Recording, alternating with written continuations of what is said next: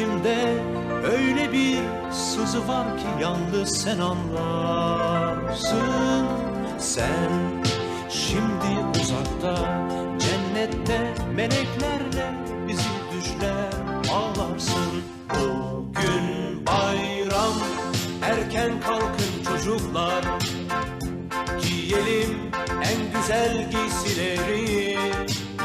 Elimizde taze kır çiçekleri, üzmeyelim bugün annemizi.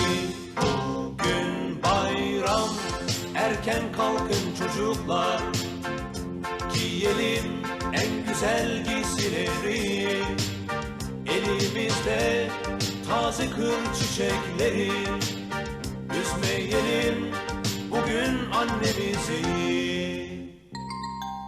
Sen yaz geceleri yıldızlar içinde ara sıra bize göz kırparsın.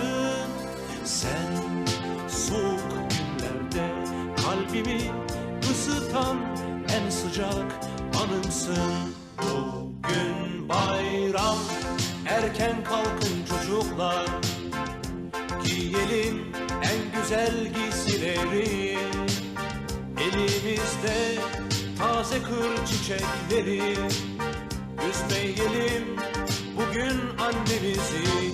Bugün bayram, erken kalkın çocuklar, giyelim en güzel giysileri.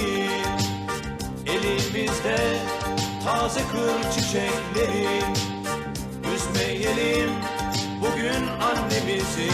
Bugün bayram, çabuk olun çocuklar, annemiz bugün bizi bekler. Bayramlarda hüzünlenir melekler, gönül alır bu güzel çiçekler.